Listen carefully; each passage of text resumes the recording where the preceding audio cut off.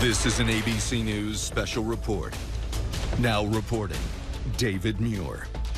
Good evening, and we're coming on the air at this hour with breaking news after the U.S. warned all day of a full-scale Russian invasion of Ukraine, that it was imminent. Vladimir Putin has just addressed the Russian people moments ago, announcing what Putin called the start of a military special operation, in his words, to demilitarize Ukraine.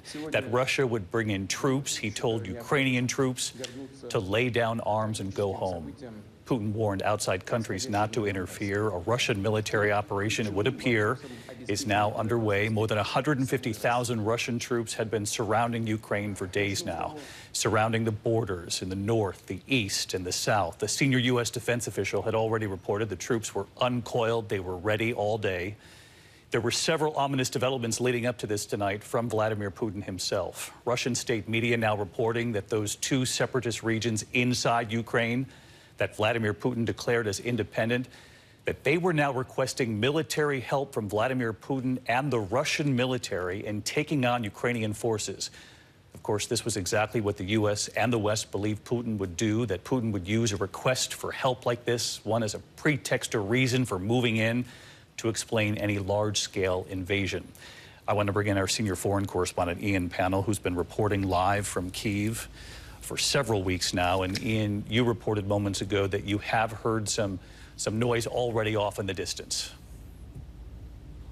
Yeah, the distinct sound of explosions on the horizon here in Kyiv. We've heard at least four what appear to be strikes lighting up the night sky just in the last really 10 minutes or so. As you say, it looks like the darkest day has come to pass following this speech by Vladimir Putin. We decided to launch this special military operation, calling on the Ukrainian military to lay down its arms, talking about the denazification and demilitarization of Ukraine.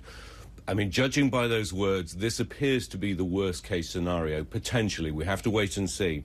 Not just forces moving into the east to these rebel-held areas, but potentially moving on other parts of the country. This seems to be a much larger ambition. It's no longer just about the Donbass, this industrial heartland in the east of the country. It doesn't really seem to be just about Ukraine per se. He again warned foreign countries not to interfere. He talked about NATO expansionism. And I think there you have it, really, what Vladimir Putin is really concerned about restoring the might of Russia at the expense of the people of Ukraine. The Ukrainian president has spoken 3 times over the last 3 nights. He's been very clear that he will not leave the capital, Kyiv, despite being instructed to do so by the Americans, or suggested that he do so by the Americans, that he and the people will stand and fight. And that's what we've been hearing from the Ukrainian military and from people who were called up in the last few hours. They've gone from being civilians to now being soldiers, having to fight on the front line. We have to wait and see what targets were struck here in Kyiv. There have been reports of explosions in other areas. You know, what is the military objective here? Stick with us here, Ian, because I'm getting word that we have some of what you've heard in the last couple of minutes here in Kyiv. Let's listen.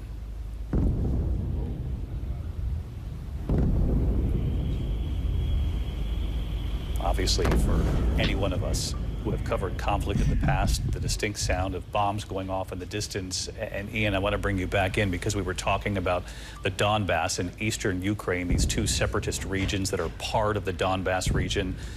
That's quite a ways from where you are in Kyiv, and so to hear these explosions where you are in Kyiv obviously leads to this larger question about how big the size and scope of this operation.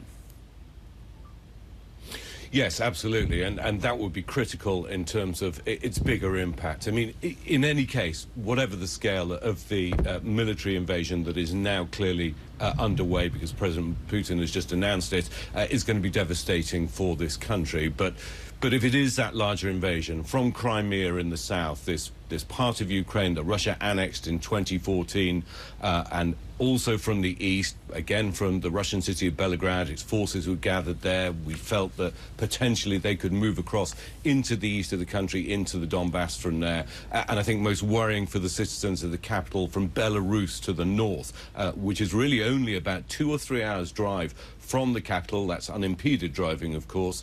To get here, then that would be truly devastating. I mean, this is a large country, the largest country in Europe. You know, all the warnings have been been that you would see large numbers of casualties, large numbers of refugees. For those of you watching, Ian, thank you, and stay with us here. We'll certainly come back to you. For those of you watching, Vladimir Putin has just declared to the Russian people that a special military operation is now underway. He urged members of the Ukrainian forces to lay down their arms. He told other countries not to interfere.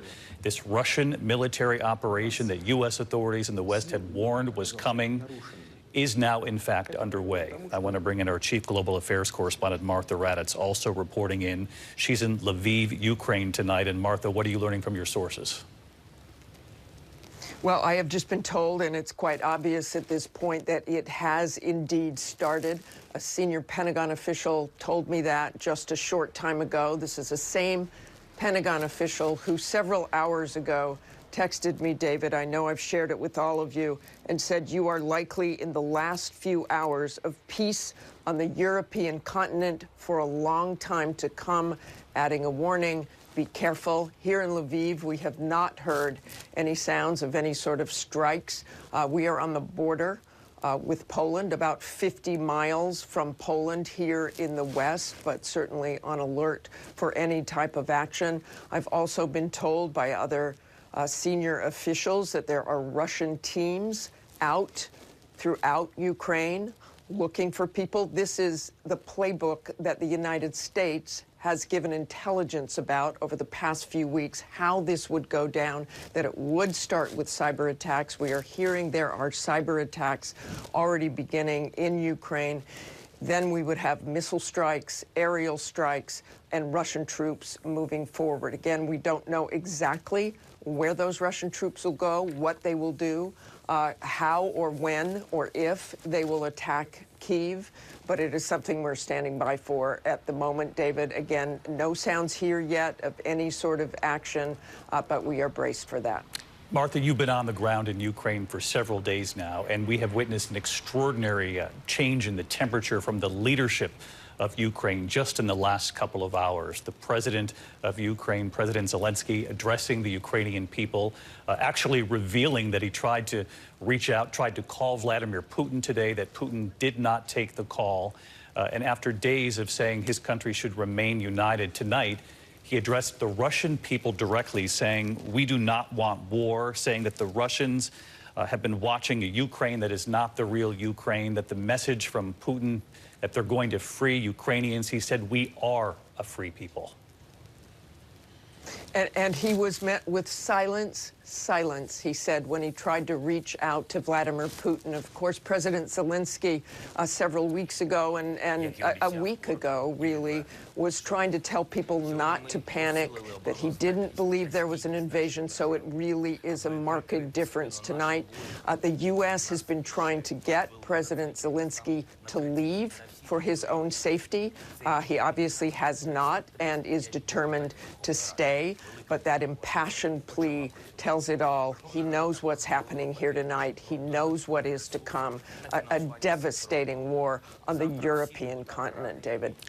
Martha Raddatz, stay with us here, as you have for many days now. I should mention that Secretary of State Antony Blinken told me earlier this evening that this orchestrated series of events, this request for Russian military help, is exactly what the U.S. had predicted, telling me in the last 24 to 48 hours or so, Russia had been putting the final touches together to be ready for a full-scale invasion. And tonight, Ukraine's leader has put the country under a state of emergency, in addition to that message, not only to the people of Ukraine, but as Martha and I were just talking about, to the people of Russia, saying what your leader, meaning Vladimir Putin, obviously what he's been telling you, how he has been describing Ukraine, is not the reality on the ground. I want to bring in our chief White House correspondent, Cecilia Vega, because we know President Biden is watching these developments, the Biden administration.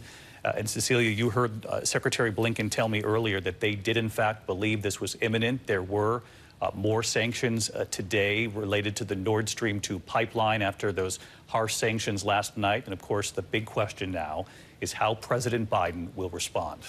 How and when, David, that is exactly right. We are waiting word from the president. We had been told by the White House earlier today that when they did believe this was a question of when this invasion would actually occur, that we would hear from the White House, from the president personally at some point after the fact. We do have a statement, a tweet from the press secretary, Jen Psaki. She says that the president is closely right now monitoring these developments there in Ukraine, that he's going to be receiving regular updates from his national security advisor, Jake Sullivan. He also just spoke with his UN ambassador, Linda Thomas Greenfield, before she addressed the United Nations General Security Council meeting, that emergency meeting, that remarkable split screen of these diplomats imploring directly Vladimir Putin to not go through with this. The UN Secretary General looking directly in the camera and speaking to Putin, saying, please, the world is asking you to not do this, while Putin was on the split screen there in Moscow, basically declaring war right now. We are still waiting, as we said, to hear from the president, David, but you have mentioned it. This White House repeatedly in the lead up to this has promised swift and severe sanctions if Vladimir Putin decided to go through with this. Now we wait. The ball had been in Vladimir Putin's court. He decided to make this move, and now we wait to see what this White House does with that. One thing the White House has been very clear about for many weeks now, Cecilia, is the fact that U.S. troops will not be sent into Ukraine. In fact, Jen Psaki, the White House press secretary, reiterating that again today, saying we have no plans to be at war with Russia or putting any military troops on the ground in Ukraine to fight Russia, as we continue to hear more explosions in the background there in Kyiv, Cecilia. That is a point, David, that this White House wants and needs the American public to know. They have no intention, the press secretary said today, that the president does not have and will not decide under any circumstance to send American troops on the ground across the border into Ukraine. There are thousands of troops there on an assist level in the region. They do not, the White House says they will not cross over into this conflict. The president himself made a very eerie comment. He said, if you see American troops in combat with Russian soldiers, that would be blood. That would mean World War III. He has no intention of doing that. He has made that clear. And David, we talked about those polls. This is not what Americans want to see. They want minimal engagement in this conflict there. Cecilia Vega standing by in Washington following the Biden administration and any potential response we might get from President Biden tonight or in the coming hours to what we're seeing playing out. I do want to ask the control room if we have that video, because we are beginning to hear a series of explosions. We took a moment to hear it earlier. I just wanted to play for you some of what they're hearing in Ukraine now, a few hours before the sun comes up.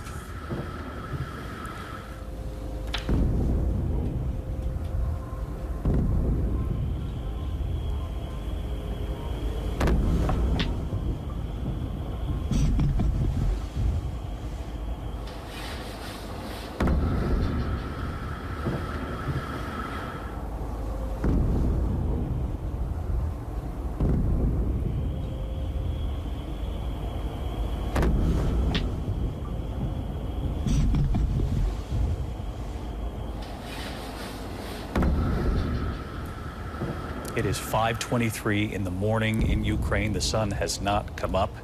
We had been told by senior defense officials with the U.S. that likely this operation would begin under the cover of darkness.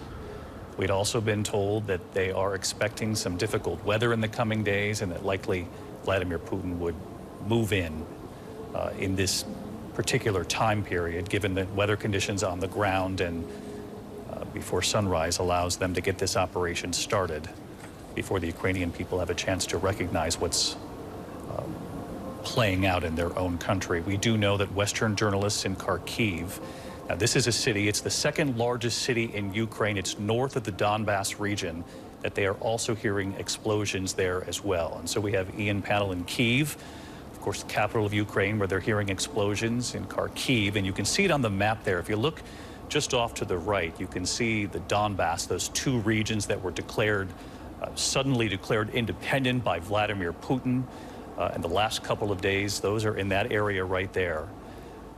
It was suspected that it was most likely that Russian troops that had amassed along the border, 150,000 troops or so in the north, the east, and the south, but there in the east, that they would enter the Donbass region. The big question was whether or not this operation would be much larger than that. The fact that you're hearing explosions in Kyiv, and again, just north of that region, you can see it there on the map, Kyiv, would signal that this operation is a large one. We don't know if it's as large as U.S. authorities had feared, but it is certainly much larger than just simply entering the Donbass from the east. I should mention that we've also learned tonight that civilian flights over Ukraine have been restricted, particularly over northeastern Ukraine there. This is believed the restriction came after a warning from Russia to flights entering these areas that they do so at their own risk. We also know that a no-fly notice had been issued for the Kyiv airport. That's the city just to the north of the Donbass, where I said they're hearing explosions as well at this hour. As I mentioned, the second largest city in Ukraine, after the Ukrainian military reported Russia may target Kyiv in an attack. And in fact, tonight, these explosions would signal that, in fact, is the case. You heard Martha mention earlier that U.S. authorities had urged President Zelenskyy to leave Kyiv. But in addressing the Ukrainian people, he made it very clear that he was staying put, at least for now. James Longman, our foreign correspondent in Moscow, listening to Vladimir Putin these last couple of days, his address to the Russian people, making the case for moving in, declaring those two separatist regions independent. And James, Vladimir Putin coming back on television in Russia just tonight, declaring a special military operation now underway. And he told Ukrainians to lay down their arms. That's right, David. And I think the choreography of this was really rather extraordinary. The timing of this message, just as the United Nations Security Council was meeting, and actually just as the gavel went down after the Russians stopped speaking, we heard those explosions in Kyiv. They know how to send a message. This is about undermining international cooperation. That is what Vladimir Putin has sought to do for years. And he's done that because he wants to divide his enemies in order that he can carry out his objectives. And we heard in that statement he gave earlier today, that word denazification, a loaded comment there. Very similar to the words he's been using around what he believes to be happening down in the eastern part of Ukraine. This word genocide, he's used it time and time again. This is about appealing to his people, to say to them, this is not an offensive war, this is a defensive war. We are saving people in the Donbass. And he's warned off other foreign elements. He's saying to the rest of the world, don't come anywhere near us because we are in the process of saving the people of eastern Ukraine. Obviously, these comments bear no relation to what is actually happening in that country, but this was a message squarely for his own people. We just heard President Zelenskyy in Ukraine appeal to the Russian people. Well, Putin has done the same to his own people now. And we'll just have to see just how far he wants to go into the country. He said he doesn't want to occupy the Ukrainian territory. That was one of the quotes from the speech he gave. Quite what he believes that to mean, we will wait and see, because, of course, he doesn't really believe that Ukraine should exist. He would deny that if you asked him, but from what he's been saying all week, that speech he gave earlier this week, very, very clear that he believes in rebuilding some kind of Russian empire. And if you just look at what's been going on in this country and the region over the last 10 to 15 years, this is very much part of a path, a trajectory that he has been on. In 2008, the war in Georgia, where again he sought to move the Russian military into an area that he had declared independent. The annexation of Crimea. This is part of Vladimir Putin's playbook. Is he the cold, calculated KGB former profiler, or is he a man bent on achieving his true objective, which is to rebuild the Russian Empire? Could he be both of those things? It was a very, very scary speech, David.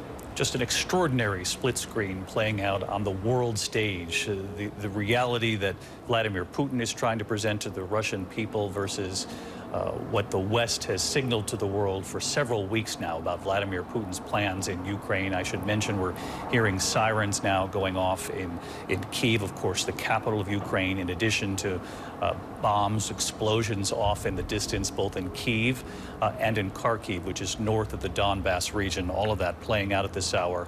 We also are aware of this emergency meeting at the United Nations. You can hear the explosions there in the distance. The UN Security Council meeting at this hour, and the U.S. ambassador to the UN had already told the UN General Assembly just today that Vladimir Putin has asked the world to travel back in time by more than 100 years to an age of empires. And Martha Raddatz back with us tonight. And Martha, I am just struck that what authorities here in the U.S. had warned would happen, the sequence of events that they prepared the American people for, and much of the world for that matter, have begun to play out in exactly the sequence that they had predicted. It certainly has, David, and the administration kept saying, I hope we are wrong. I hope this invasion does not happen, but it appears clearly they were right. It's happening. You know, David, we were walking around the city today, and people were out. Right now, the city is dark. People will be waking up to this. I'm sure word is starting to spread about what's happening, and they'll wake up to see their nightmare, that their country has been invaded by the Russians. There was an absolute sense of disbelief here for many days, but it is indeed a reality right now. And it's one that they'll continue to wake up as the sun comes up over Ukraine. And as you mentioned, Martha, to learn that the Russians are attacking their country. And let's bring in retired Colonel Stephen Ganyard, who's standing by with us tonight. And Stephen, you and I have talked for days here about the potential for this full-scale invasion and what that might look like, and whether or not it would expand beyond the Donbass. And just the fact that our reporter in Kyiv, Ian Pannell, is hearing explosions, that Western journalists in Kyiv are also reporting explosions, in addition to those troops that had already amassed along the Donbass. So talk us through what you think could be playing out at this hour. Yeah, David, as you mentioned, you and I have been talking about this buildup, this massive buildup on three sides of Ukraine. What's not on the map are the 20 ships down here that are capable of an amphibious landing. We know that the Russians have over 400 Iskander surface-to-surface missiles arrayed around the country to cover 95% of this country. So the initial strikes that we think we're hearing right now, right out of the Russian playbook, would be cruise missiles to take out things like surface-to-air missile systems, air defense systems that the Ukrainians would have.